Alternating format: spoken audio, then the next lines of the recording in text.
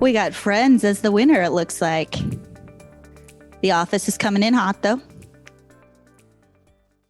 All right. So just kind of a fun way to get us started, really thinking about that teaming structure and really thinking about two. So in each of these groups of people or each of these teams, really thinking about like everybody has different strengths, right? But it really takes all of those strengths to work together to accomplish that goal or accomplish kind of working towards those goals or working on that progress. So just an example of that welcoming inclusion activity. Okay, so our objectives for today, we have up here just to really kind of explore the purpose of our Nebraska MTSS system, and then really working on that teaming, that collaboration, and that coherency. Reviewing the roles of each of our Nebraska MTSS team members, as well as our ESU partners, and really looking at just the support options as we work together in those teams. And then also examining those collaborations. And we're going to specifically look at one of the teaming structures, kind of how that works or how that collaboration has been working within our Region 3 team, and specifically with Megan at ESU 8. Okay, so we want to take like 30 seconds. Those are kind of our objectives and what we hope to accomplish and share throughout our time together today. But we also want to make sure that we're meeting the questions or the objectives that you guys had coming in here. So if you just take 30 seconds and just kind of turn to somebody near you and just kind of discuss what your hopes were in coming into this session, and we'll take any share outs if we didn't cover in our objectives what you guys are hoping for. Does that make sense? Okay, so we'll just take like 30 seconds if you guys have anything, okay? Turn to a partner. All right, we're going to go ahead and come back together. Anything that you guys are hoping to hear from us today? I know, again, we're just getting started, so as things come up, if you guys have questions, that's perfect. But anything that you would add to that objectives list before we get started? Good afternoon. In Nebraska, the multi-tiered system of support is defined as an educational network for continuous improvement. We all work on continuous improvement, but we're more concerned about it being a network at this point because we all work so hard that we need help sometimes. It's a problem-solving model. It's hopefully effective, and it's a way to organize our instruction and interventions to help improve outcomes for all students. And it's helpful in meeting not only academic needs, but behavioral needs and social emotional needs. As a reminder, we serve and support all Nebraska educators. That means each and every one of you. And if you look at the great state of Nebraska here, you will see that we are very diverse as far as numbers of ESUs and in all 5 districts. And we want you to know that no matter how large your district, or how small your district, or how many years you've been in education, or how few, that no one is more or less important than the other. We also are a partnership for stakeholders in a statewide system. It isn't just a regional system. It isn't just Eastern Nebraska and Western Nebraska, but it's a partnership in communication, accountability, and of course, commitment and teamwork. We are regional teams, and if you look at those particular bullet points, these are all the things that the teams can provide. Partnerships with ESUs, support and continuous improvement efforts. My favorite, promoting social, emotional, and behavior, as well as academic supports, birth through high school, building efficacy, and focusing on all levels of community, district, and school, and collaboration for students. I also want to talk a little bit about equity, that sometimes it's very different what goes on in the eastern part of the state and what goes on in the far, far west. And we are determined as a team working together that there will be equity for all of us, but especially for each and every student in Nebraska. And now we're going to talk about coherency. Perfect. Thank you. All right. So the theme of the summit, right, is coherency. But before tomorrow, you get to see a video that's going to explain the Coherence project a little bit more in depth, but just kind of touching on what does coherence really mean? Because as an organization and through those regional partnerships, our goal really is coherency. So within that Coherence project, we tell schools a lot not to function in silos, right? Like not to let EL or special education or high ability learning, like we don't want those things to function in silos because it makes it really difficult to achieve your continuous improvement efforts. But the same goes for our organization and at the NDE level, right? We can't function in silos either, right? That makes it really hard to coordinate our efforts. So within this Coherence project, we are trying to strengthen the coherence and efficiency between 4 different offices at NDE. So the first one is the Coordinated School and District Support Office, the Coordinated Student Support Services Office, the Office of Special Education, and then the Office of Teaching, Learning, and Assessment. We have 4 project leads from each of those offices. So Amy Roan, Shirley Vargas, Zaina Brita, and Marissa Payzant are kind of heading that project. And so they'll be the ones that are in that video tomorrow that we get to see when we open up. That'll explain it a little bit more. So when we think about coherence, that's really our goal, right? Well, what are the negative outcomes if we don't have coherency, right? What does incoherence lead to? And so I think we can think of these negative impacts kind of twofold here. How does it impact us as like individual schools, like districts or buildings? How could incoherence impact us? And then also thinking about it for like us as an organization and then at the NDE level as well. The first thing is going to cause a little bit of friction, right? Which leads to stalled action. We're not able to achieve those continuous improvement goals. We're not able to improve student outcomes in the way that we want to. And it causes a lot of confusion without raising hands. But I think you could probably reflect and think of something that's come from NDE that maybe caused a little bit of confusion in your district, right? I think we could all agree to that. So that's one negative impact, right? The second one is that a lot of times our school leaders then are going to start to advocate for things that they may not truly believe in or understand the why. They may not understand or think it's best for students because they think they just have to do it because they have a fear of being like in non-compliance, right? That they would get in trouble if they didn't do those things. So sometimes we have school leaders who are just acting out of fear a little bit instead of truly understanding what comes behind that. And then most importantly, we know that incoherence is going to negatively impact our students. And what's even more damaging is that it's going to negatively impact our historically underestimated student groups even more, whether those are students with disabilities, students of color, just lots of EL learners, right? When we have incoherence, we're going to negatively impact those student groups even more. So we know that we can do better. And so as an organization and within that Coherence project, there's a few things that we're committing to and we know that we can do. For one, we believe that we can simplify the language that we're using and make sure that we're using the same terms to define things like when we're all talking, right? There are a lot of terms that come out of NDE and really a lot of times we're talking about the same things, right? So that's one of the goals that we have out of this project is that we're going to start to simplify the language to help schools, right?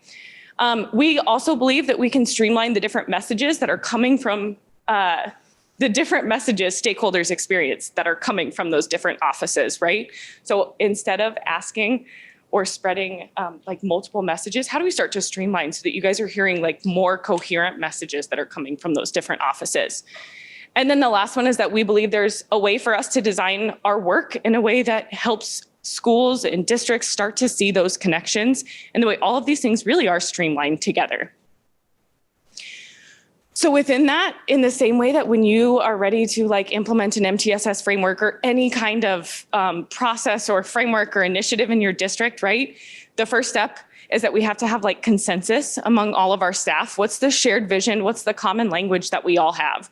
And so within this Coherence project, there is a shared vision, right? And that shared vision is this belief that we can align and start to integrate the work of Nebraska MTSS. We can start to align the work that comes around academic supports and high quality instructional materials or HQIM. We can also start to align and integrate those two things within the school and district continuous improvement processes, right? These don't have to be separate. And then that all of this involves social emotional learning and those whole child supports, right? All of these things can be interconnected.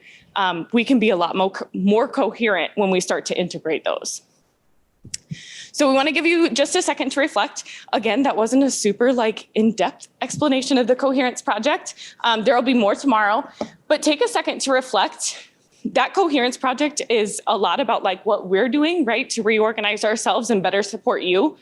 But how do you think that this coherency could impact you in first your role, and then bigger picture, how might this impact you in your educational system that you work in? So take a second, think to yourself. When you're ready, turn and talk to somebody near you. Let's take a minute or two on this one, kind of a bigger reflection point, and it's twofold. So you in your role, and then also in your educational system.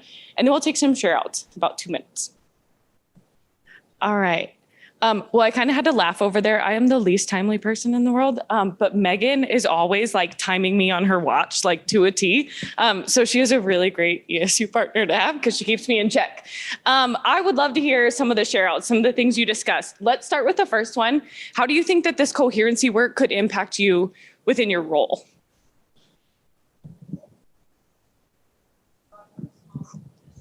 Okay, I'm going to pass it back to you. So the people on Zoom, this is the only way they can hear us. Sorry. So from a small school district, we wear lots of hats. So it feels like, okay, you're taking care of MTSS and you're taking care of Title I and you're taking care of this and that. And just to have it to become more cohesive would be awesome. Absolutely. I know one thing that we talk about a lot is with this coherency, the goal is to reduce the redundancy, right? How do we make sure we're not duplicating efforts, our resources, and those types of things? And one of our biggest resources is our people. How do we make sure that we're not duplicating those efforts? Awesome. Anyone else want to share one that's particular to their role? Yeah. Okay, so I also come from a really small school where I guess I'm the HAL coordinator that doesn't have time to HAL coordinate, and on the MTSS committee and all of that stuff. And sometimes teachers tend to think that we're putting all of this extra stuff on them. You now have to do MTSS. You now have to differentiate for your HAL kids. You now need to do all of this. And just having a sense of coherency within them to realize that some of those things are the same thing and can be done in the same sort of ways with small tweaks, I think would be so beneficial to them actually buying in and doing all of those things that we know they should do, but sometimes they feel are extra burdens put on top of them. So once you start to streamline those things, it's not the extra thing on your plate. If you guys were in here in the last one, that secondary MTSS session, they talked about that too. It's really going to start to make the things that you do more efficient instead of making it additional work. Anyone else? We can shift to how might it impact you in the educational systems you're working in? Any other thoughts?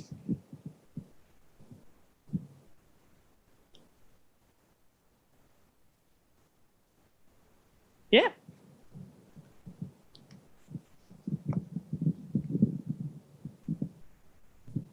We just said that with this cohesive or coherence project that you guys are working on, that maybe for the districts and for the districts or ESUs that will be working with you guys instead of feeling against. So just all on the same page is what we talked about. Absolutely. I think that's a great point. Anyone else?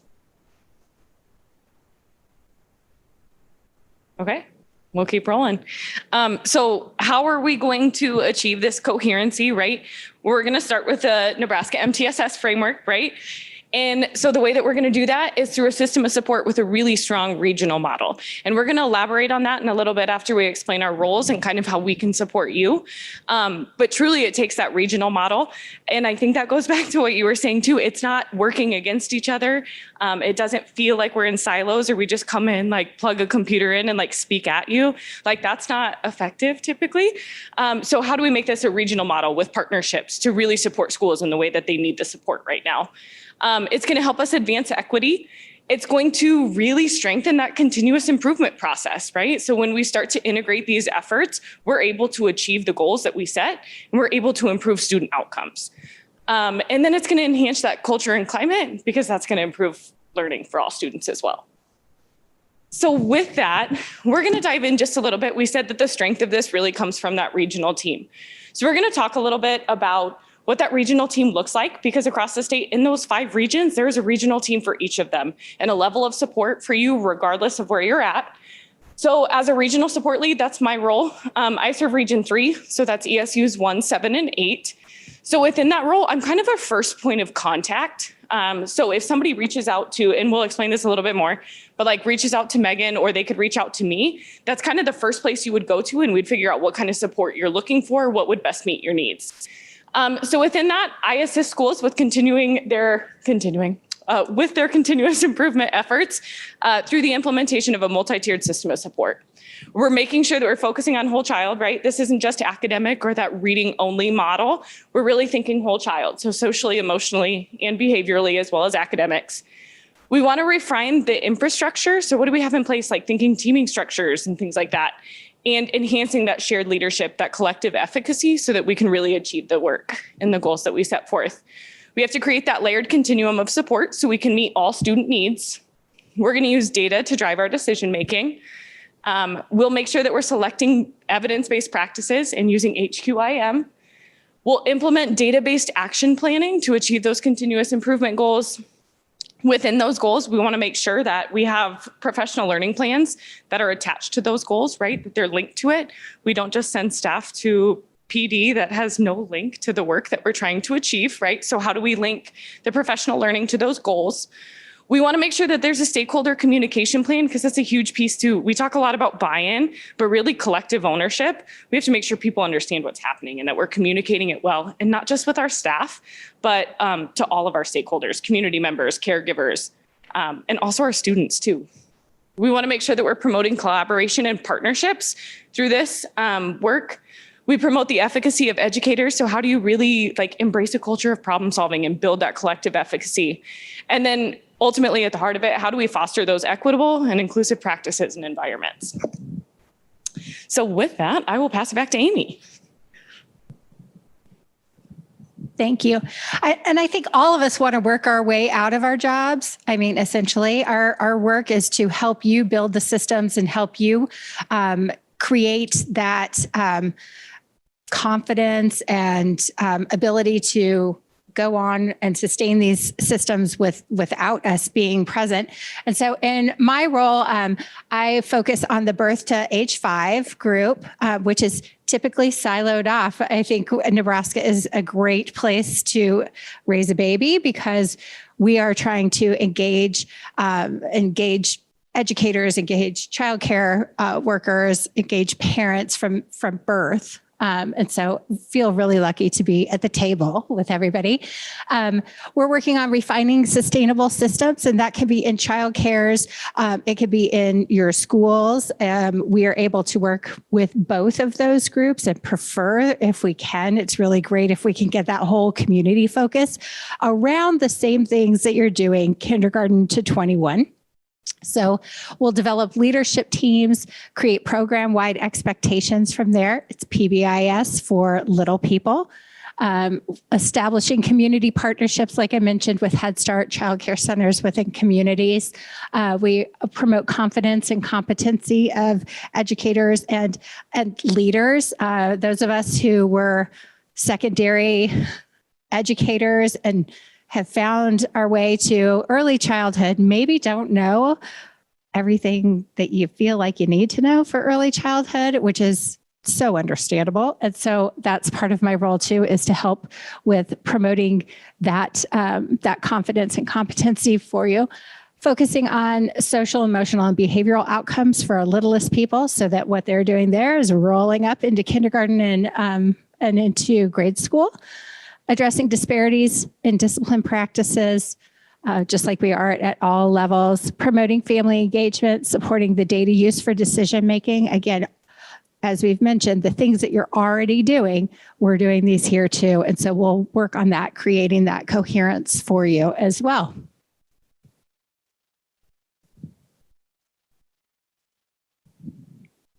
Nope, you're fine. Perfect. Thanks, Amy. Next is social emotional behavioral learning specialist. So I am one of 3 throughout the state. So I serve regions 3 and 4, which is ESUs 1, 7, 8, and then 9, 10, 11, and 17. And there is 2 more of me that serve regions 1 and 2, and then 5. And so our role, actually our position is pretty new. So I've been doing this now for just a little over a year because we really have seen that need for those social emotional behavioral learning supports, as I'm sure you guys could probably all agree with, within your schools, within your districts. So really our role is to just help build those SEBL supports within that MTSS system. Really working to focus on the competencies as well. So I mentioned CASEL earlier, so the Collaborative for Academic Social Emotional Learning, and really thinking about those 5 SEBL competencies and those skills that fall within each of those competencies. How can we really target each of those skills that fall within there really intentionally? So we know that we're all really focusing on social emotional behavioral learning within the classroom, but it's really about making it intentional, right? Really thinking about those skills that we're working to teach our students. They're those life skills, those employability skills, those skills that we want every single student, every single adult to have to be successful human beings, right? So really focusing on developing and integrating those competencies within what we do every single day in the classroom. Also really working to analyze data. So data-based problem solving and decision making, really taking a look at if we have maybe an SEL curriculum or if we're utilizing a screener in our school or district, taking a look at attendance data, counseling visits, things like that. So that is also kind of part of our role there. Really building that capacity of educators as well. So if you guys were in the keynote that started us off this morning, Dr. Brown talked a lot about, I really loved how he said, we can't focus on the whole child if we're not focusing on the whole educator first, right? He said it way better than I did, but you get the idea. But just the importance of really focusing on that educator wellness and educators really taking care of themselves and really thinking about what we're doing in our schools, in our districts to really support the educators so they in turn can support our students. Because if we aren't taking care of ourselves, we can't take care of our students, right? So really focusing on that and building that capacity. Also, over lunch, we talked a lot about those community and family partnerships, really building that community engagement and how we can engage our community to really continue to build on those social emotional behavioral learning supports. So how can we do that within our school, within our district, and really make that a true partnership? Also working to promote that confidence and that competency of educators around SEBL. We don't want social emotional behavioral learning to be that counselor or that school social worker coming in for that 15 minutes a day and doing a lesson from Second Step, right? We need to really be intentional about really engaging our students and our adults in SEBL. Creating those equitable learning environments, promoting that family engagement. I had mentioned that. And then really working to improve district school climate, culture, and learning.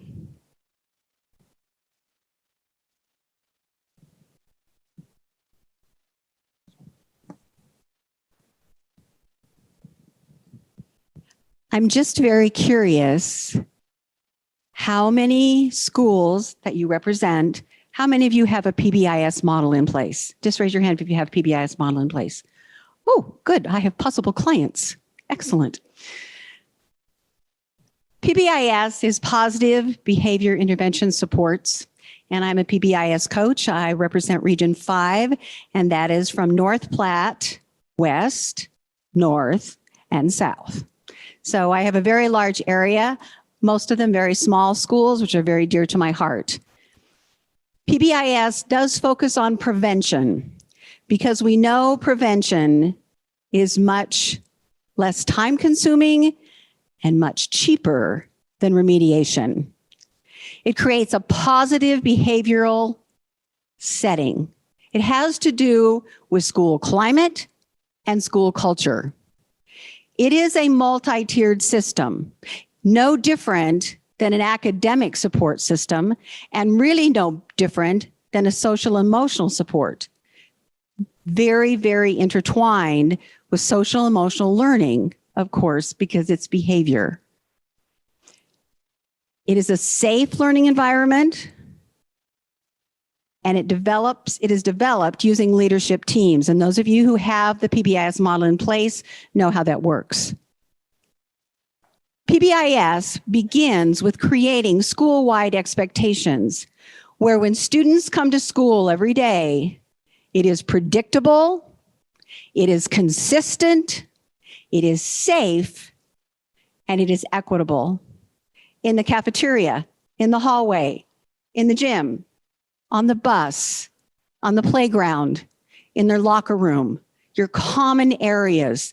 They know what's going to be expected, and it's the same every day. And all of the teachers and all of the paraeducators and the bus drivers and the cafeteria workers and the office staff are using the same language, so you can support one another. And it's organizing and developing evidence-based practices that we know help kids do better behaviorally. And I don't know, maybe in none of your schools, if you don't have any behavior issues, that's great. But if you do, you might want to consider it. We use data to support decision-making. Those of you who are PBIS schools likely use Swiss to collect behavior data. You might be using some other platform at this point. And it leads to achievement in academic and, of course, social success. Again, it has to do with safety and also reducing office referrals and bullying. Now, a little bit of historical information about PBS. We didn't just kind of think this up recently. It's been around for a long time. It started in Florida about 20 years ago. And it is based on what's called a triage model. So for all kids, every single student in your school, they all get the support they need to come to school every day and know what's expected of them. But I don't know if you've noticed in your school, but in the schools I worked in, sometimes some of the kids don't follow the rules. And that becomes a problem. And so some of those kids need a little more help. And that's where your tier 2 comes in.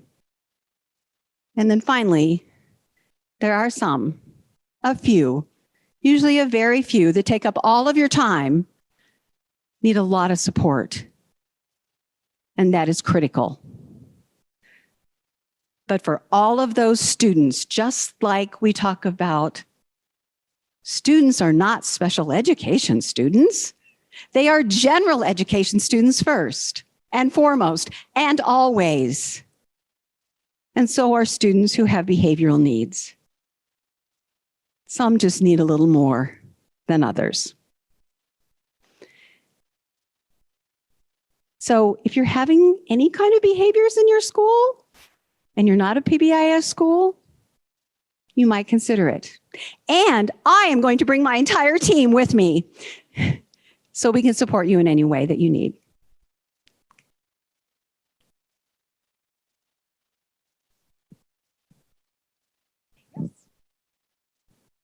All right. My name is Megan Dufek, and I am the MTSS and Peak Coordinator at ESU 8. So I work primarily with Jill and Brooke a lot.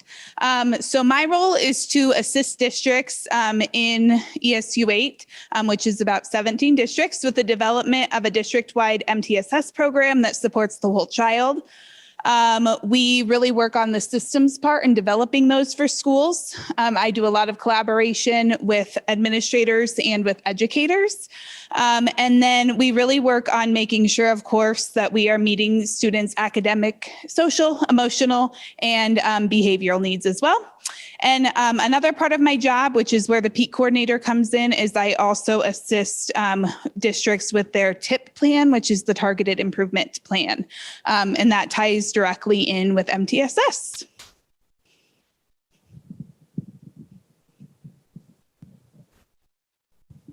Okay, so that's a lot. And when we list off all of the things, we can do this, and we can do this, and we could do this, and we could do this, and we can help with this. And I having been in your seats before, have also thought, yeah, but, and there are a lot of yeah, buts. I mean, let's be honest, that's the reason why we have a whole coherency project, is to start to address those yeah, buts. So what we would like for you to do is take just 2 minutes on your own, list out as many of the gaps that you feel, you notice, you experience in support, in implementing things, in maintaining systems, in creating systems, buy-in, thinking of all of those gaps, any of those barriers that you come across as you're moving toward this MTSS work or in the thick of it. We're going to give you a couple of minutes just to like brain dump all of those down. And then we're going to do a, just shout them out until we get through anything that's not on your list, so that we can create a comprehensive list and move forward with addressing those and really hearing from you. So we do want to hear from you. So I'll be quiet, give you a couple minutes to brain dump, and then we'll come together again. My teacher senses are telling me you're winding down your brain dump and have maybe checked your texts real quick. I feel like we'll probably get you out of here early too, just so you know. All right, so thinking about those gaps in support or any barriers that you have in accessing support, accessing any of us or any of the information that we threw out that we can support you in, what are some of those gaps?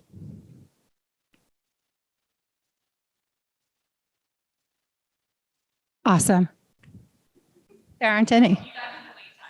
I was counting in my head. I'll keep counting. Yes.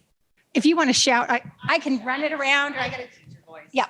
I guess for us, our district, when we last had this last MTSS conference live, we were going back gun ho, and we're going to do this and this and this, and we had the preliminary pieces in place, and bam, COVID hit.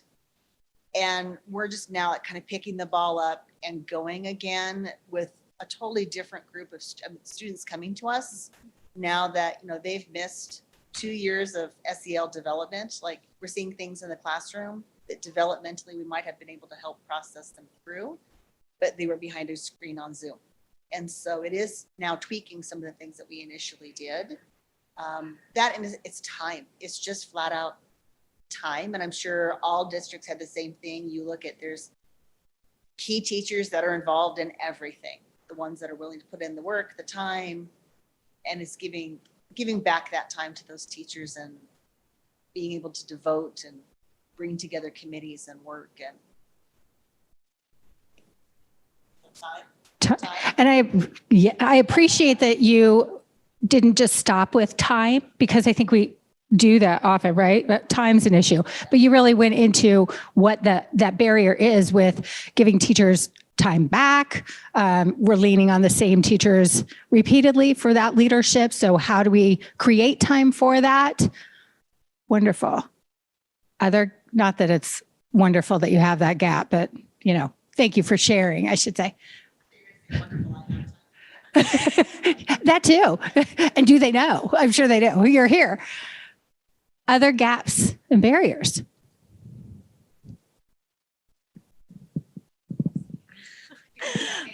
It's fine. I guess when I thought of gaps for my district specifically, a big gap is just like lack of PD. So a lot of teachers, they throw a lot of information at you when you're in college, and then when you're a new teacher, you're kind of like in survival mode of like, teaching the core curriculum. And I feel like either there's like one PD every now and again, and then it's like, oh, this is really good information, or you went to a workshop, and then 2 months later, it kind of like falls away. So sometimes I think just not enough consistent PD is given, or time given, or people checking in with teachers after the PD is given to see like, hey, how are you implementing this? Are you implementing this? How is it going? So not enough like support from either admin or like a committee to check in with teachers to make sure that it's going well or how it's going and that kind of stuff. So then, I mean, what happens is eventually people kind of like stop doing it. Thank you. And I think we hear that a lot as well. Mm-hmm. It's hard to keep that momentum going. And yes.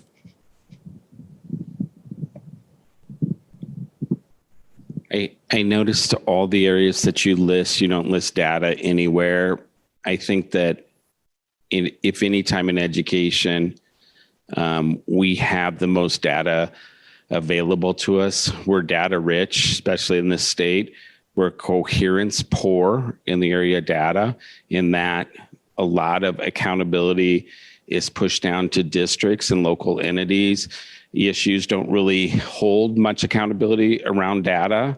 The state really doesn't hold much accountability unless we start changing that conversation and start making data a part of a coherence piece. I'm not sure where this could go or how this can move forward in a very successful way. I think we've got to really open up and really start talking about the data we have around kids, especially at this time as we're in recovery, where kids are actually at, and how to move forward from here. And I just don't see those conversations happening. Thank you. Yeah, I think we do have tons of data. I mean, it's everywhere, but it's what are we doing with it? How are we having those conversations? How are we creating the time for those conversations, the time to pull that data together? Other barriers and gaps? Off of that data, I think why maybe, I know our team maybe avoids data. Like, we have all the data, but we maybe avoid looking at it sometimes because I think numbers get really overwhelming. And I guess when you talk about support that's needed, like, which data do you look at and which data is like, okay, that doesn't apply to this right now? Like compartmentalizing maybe data a little bit, just so that it isn't like so overwhelming. Because I know we've sat through meetings to where it's like they throw a whole packet of data at us and it's like, you just kind of panic and your brain goes on overload instantaneously. So while data is important, I think organizing the data so that way you can make effective decisions and have effective conversations regarding it is also important. Thank you. I would say also with the data, not every educator is like strong in analyzing data themselves. If you are not very mathematically minded or that kind of stuff, like some people, that's just not their strong suits. And so when that's thrown at some educators and they're expected to like know what to do with it, that it's really hard for some people when they're just like, okay, I have these numbers, but I don't know what to do with them or what they mean. So I think sometimes we need a little coaching, or like some people need coaching. And I'm like, hey, this is how you can analyze the data and this is what it means, because that doesn't come natural to everybody. Thank you. And I think depending on the systems you have in place, I've been in schools where the leaders are very focused on data and the way that we look at it, the way that we're intentional about working around it, and other leaders who have said, we'll get to that. We'll get to that. You know, so I think there are some of those pieces too. We don't have time. Yeah. Mm-hmm. Other gaps and barriers that need to be addressed in order to help you move forward.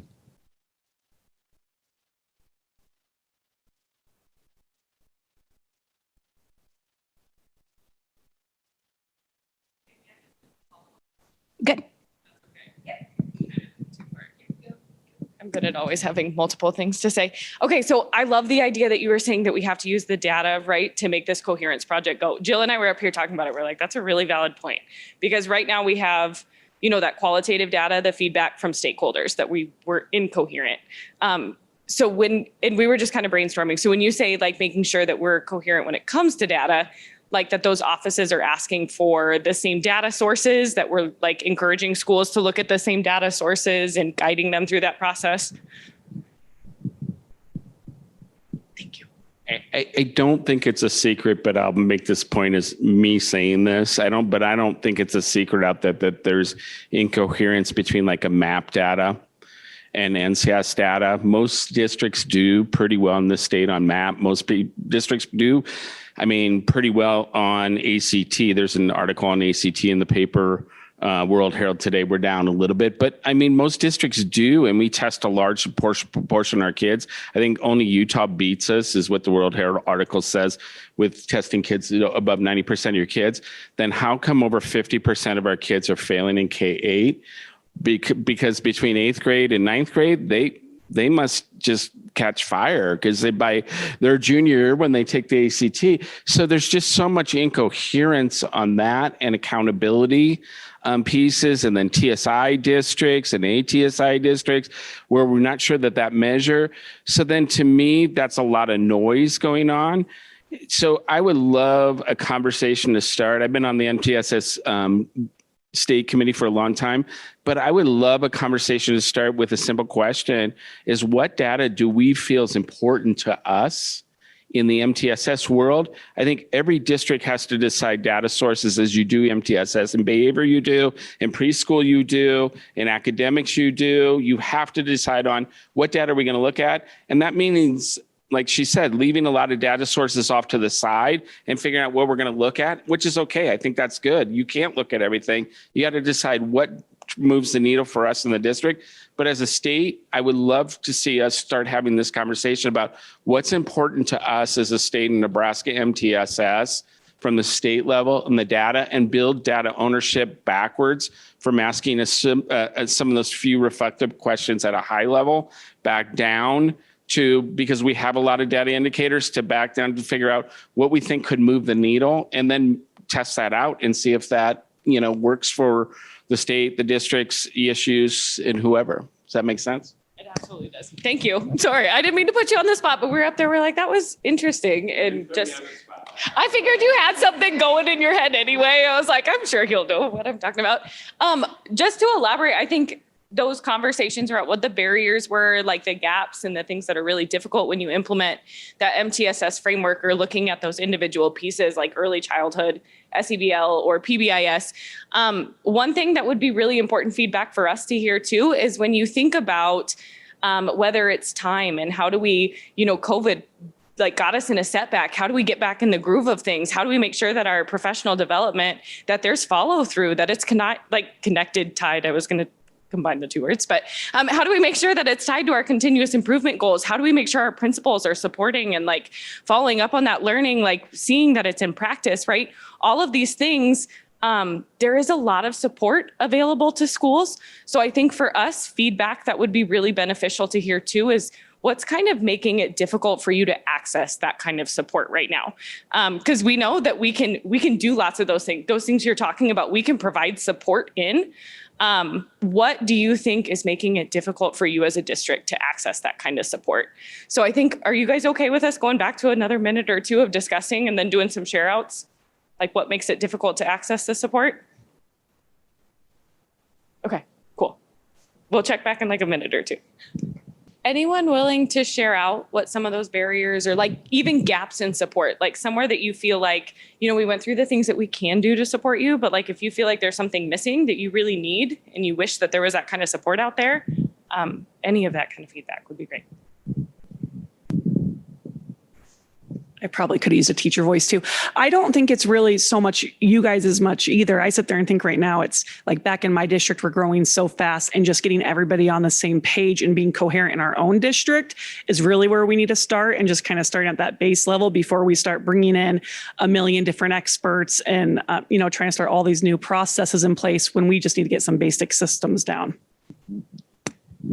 Linda's been doing a really great job about giving a plug about things she can do. That's something that an ESU partner, I've done that a lot with school districts in the past few months, is just going in and helping them find that coherence. Yeah, and we're doing it with the ESU 3 right now, but I still just feel like we started this a few years ago, and then as you said back there, COVID hit and we became all about COVID life. And so just trying to restart it and do it in a systematic way is just tough. Yeah.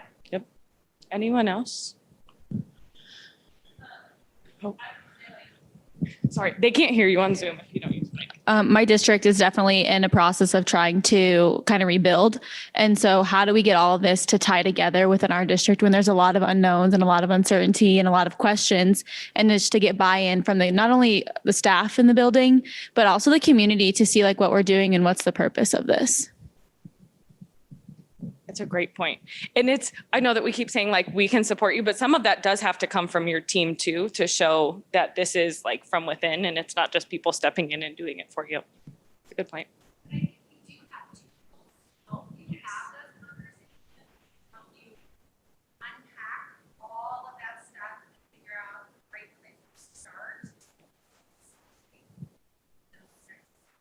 That's a good point. Thank you.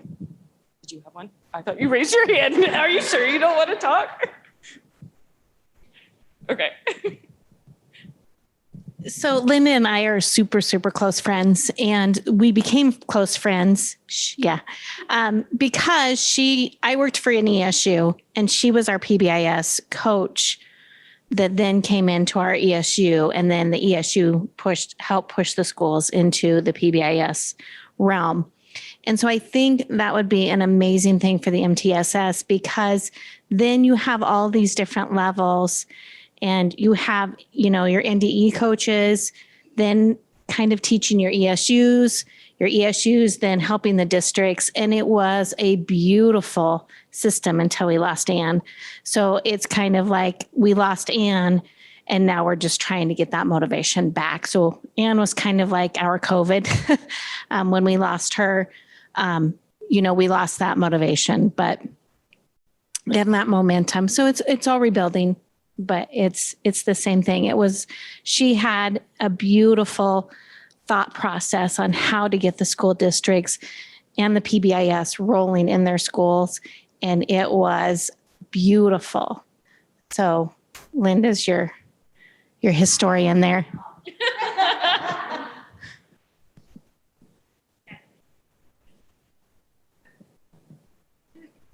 Yeah. There was the word building. I believe it was you that was talking about rebuilding and building. And I always try to think about, you have so many good things in place already, that it's building upon those things and going, oh yes, we do this well. And yes, this fits here and we can use this piece. And it is just building upon what you do so well already. And I think that's something that if we think about it in that way, it is not, oh yes, it's still overwhelming. What am I saying? But it's a start that you think about building. Perfect. Okay. Our next kind of 15, 20 minutes, we just wanted to just kind of have a little bit of a Q&A, talk a little bit through kind of what that collaboration between ESU partner and specifically in Region 3 with ESU 8 kind of looks like. We have just kind of some questions that we would like to go through and just kind of talk through those. But we also want to just kind of keep it informal. So if you guys have questions as well, please let us know.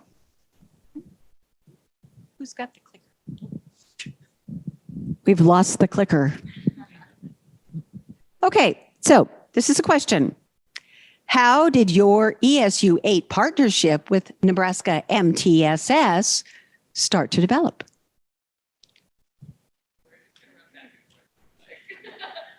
All right. So I was new to this position as the MTSS coordinator just last year. So I had spent the majority of my career in Lincoln Public Schools. And then my family and I moved back to Northeast Nebraska. So I started this role and I get an email from Brooke. So that's really how it started, her introducing herself and offering to come to some training. So that's really how it developed. And where we started from was we met on Zoom a ton, and we would spend hours literally going over things, and we have come a long way from that. And so we now present, we're constantly collaborating with one another, working with school districts. And when we present, it's very much a partnership of us working together, not one of us just doing it all and the other one kind of just along for the ride, but really a true partnership. It is something that I have learned a ton from. from. I think Brooks maybe even learned a little bit too. Jill helps out as our SCBL specialist. And what I really love is that, you know, a lot of my job is spent a lot working on data and problem solving. And I never feel like I have to attack a problem on my own because I always know that I have the support of Brooke and Jill at the state level too. And that coherence is so important because I think that I know that I can confidently say what we are doing in ESU 8 is in coherence with the state. So that makes me feel good in my role that we are giving our districts the information that they need to be successful. That was perfect. The only other thing I was going to add is that like it takes a relationship to start a partnership, right? Like we can't just say that like that's the vision. And so we want to be great partners. Like you have to make it happen just like in any other situation. So I think starting by just how do we get to know each other? And it was how do I come just observe things that you're doing? Like it's not that we're coming in and just like pushing whatever we do on top of you. We want to come in and like, I just wanted to observe and get to know her and what was happening and get to know the schools. Like she's the expert when it comes to any of those ESU 8 schools, right? So whatever she knows about them is going to be what guides everything else that we do. And beyond that, in the same way we want to build like collective efficacy in a district, I think that happened between the three of us too, and just getting to know each other, that Megan and I are really kind of opposites in our experiences. There's some things that really like linked us and we had in common, but I taught high school English. I have a special education background. Megan was elementary, and there were just very different things. We taught different demographics of students. And so we brought a lot to the table together. And I know that Jill's experiences were also different. And I think for us to know that nobody had to be an expert in one place, that we could rely on one another and really pull in each other was super helpful in building that. Amy, you can come stand over here now too if you want. Change sides of the room awkwardly. No, I would just add, just continuing to have those conversations. So when they, Brooke and Megan are working with a school or with a district and they've identified some of those social emotional behavioral learning needs, really bringing in me as the SEBL specialist, our PBIS coaches, for the little ones, our early childhood representative as well, to really talk through those conversations, taking a look at the data, working with them to maybe implement that curriculum or those screeners, but really working to identify what it is that they have as far as those needs within their school, within their district, but really all of us just working together and having those conversations together. They trust me with the questions. What does implementation support look like when a school requests it? Okay, I had to take some notes on this one because we have a lot, but what that really looks like is I kind of start by explaining it to Brooke, and then I reach out to her, and then Jill jumps in if she has some supports that she can add in, and then we kind of dive into that like collaborative planning process, which is us working together to really look at the data. And we look at the Nebraska MTSS self-assessment, NEP data, simple data, our fall visits that we do with schools. We look at our continuous improvement goals and plans, AQuest designations, district module and support and service log, which we'll talk a little bit more about, just to kind of gather information. And then we kind of divide and conquer and think, okay, what do our districts really need at this time? We know that MTSS isn't cookie cutter. What works for one district isn't necessarily going to be the exact same for another. And so really tailoring the presentations to fit their needs. So we have like different workshop series, but implementation support is when like that's not cutting it. Like we need something more specific. So like Megan said, the school is going to reach out to her first or to me, and then I would reach back out to Megan, make sure we're on the same page. So you kind of have two avenues of accessing that implementation support. But we touch base. If it's something that Megan like she has resources on, and I don't need to drive out to Boyd County from Hooper, Nebraska. That wouldn't make sense, right? And Megan would just do it and she'd provide that kind of support. If it's something where it's like her and I really need to come together and collaborate, we start to go through that process. We look at that data she talked about, and then we start to fine tune. What are some of those things that they need? She mentioned all those different data sources that we can look at. One of the things, and I guess I sort of jumped into the next one, didn't we? But that's fine. Sorry, I'm taking your part here, Linda. But what's the collaborative planning process look like? That was my bad. But we'd start to dive in, and we have these framework workshops, and based on all that data that we start to look at, Megan and I are able to start to pull specific pieces within these framework workshops that you might need support around. And it doesn't mean that we pull the same exact slides that come from the original workshops. It's just a place for us to go and what's an objective or a piece of your framework that's kind of missing, and how do we start to tailor that to what you need to better support you? And then Megan mentioned also too, pulling in Jill. If it's an SEBL thing, or it's a PBIS thing, or it's an early childhood piece that a school needs, we're going to pull in the respective person that's going to help through that. Do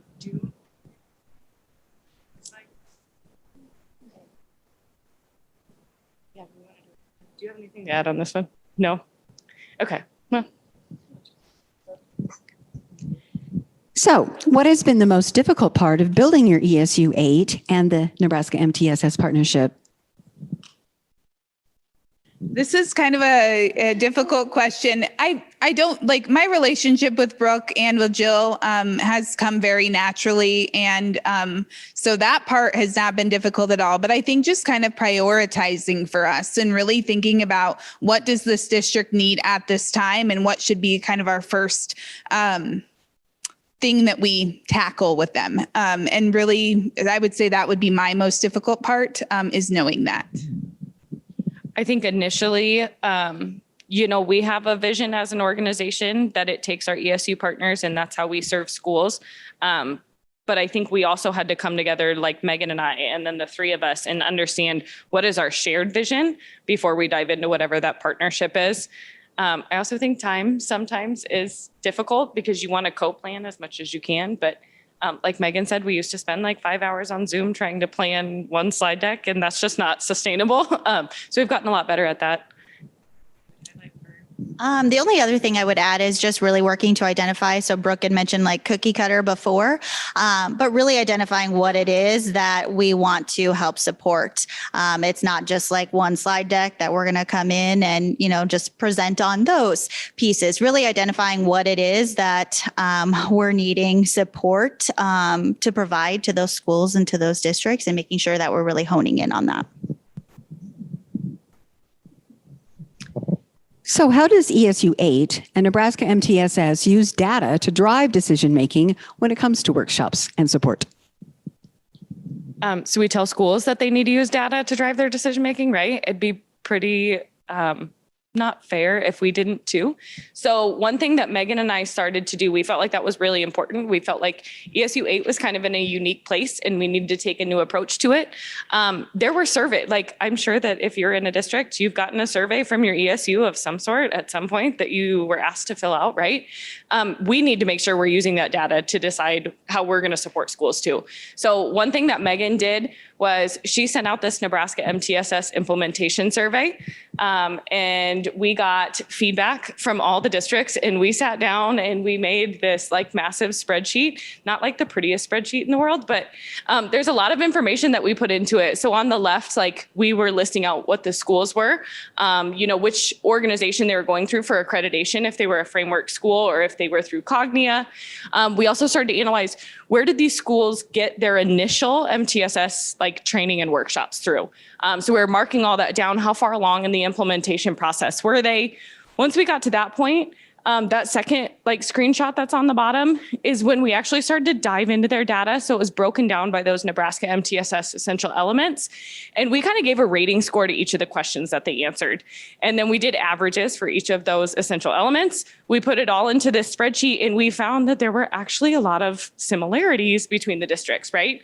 Among those 17 in ESU 8, there were a lot of there were groups of schools. We could see that there were groups of schools that were in similar places of implementation, but also knowing that they're not going to be in that similar place to the other school forever, right? So this was a temporary starting point for us to come into this school year.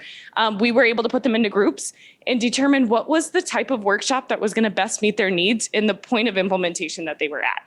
We were blending some of those workshops that I showed you before. So it wasn't just we're going to go objective 1 through 10 perfectly. We're taking 2 or 3 different workshops and blending them based on what the data told us about these schools and where they were at in that. And I would just add that at the top, we have the essential elements. So that's really what is the basis of Nebraska MTSS. That's really our foundation. So that's really where we started from to get that information. And it's just been really critical to us. We are always thinking about time is precious and to all of us. And so, all right, we want to, spend make sure to maximize our time. And so Brooke and I feel like are very proficient with that and making sure that we're really doing what's best for the district to maximize their time as well. Perfect. And then most recently, just around SEBL. So we've created just an SEBL inquiry form that we are just asking our ESU partners to share out with districts. So you guys may have been one of the members that completed it, but just really getting some information around SEBL from across the state in regards to just what that implementation looks like, if they're in the beginning stages, if they feel like they're in full implementation, just to really give us a better idea. In addition, in that inquiry form, we asked a little bit about some working with early childhood pyramid modules, working with PBIS, working with our MTSS regional leads and things like that. Again, just to kind of give us an idea of where we all are at across the state. And then also working to utilize an SEBL rubric that we recently just kind of took some different resources and put them together to provide to schools and districts to help them identify where they're at within their school. And so that is something that we're just kind of utilizing that as well, just to kind of help support them. All right. Well, if you guys have any questions, we'll be around afterwards if you would like to talk through anything. But just kind of as our optimistic closure, we all know the benefits, hopefully, of gratitude, not only for ourselves, but for others. So thinking about that teaming, that collaboration, coherency, we would like for you guys, just as part of our closure, just to kind of think about a colleague that you are grateful for, that you're thankful for, and really just kind of reflect on maybe a way that you could show them just your appreciation for their teaming, for their collaboration, for their support, maybe in problem solving. So as you guys leave today, just think about maybe what that could look like. Maybe it's a quick little email. Maybe it's just a face-to-face thank you. Maybe it's grabbing a Starbucks coffee for them, whatever it might be, but really thinking about how we can thank and show that appreciation for those that we work with. This is just our... I'll just keep going. This is just our contact information. So when we were kind of going through each of the slides that kind of described each of our positions, there was a link on there. There's a video on our Nebraska MTSS sites that just kind of explain just our roles and how you can reach out to us throughout the state. So kind of who is part of those each regional teams. And here's the evaluation. Don't include that in the evaluation. There is a QR code up here, so you can certainly scan that. I believe there's one up on the table here as well. We would love just that feedback and information and moving forward as we plan for next year as well. So thank you so much for coming. We appreciate it. And again, if you guys have any questions, reach out to us.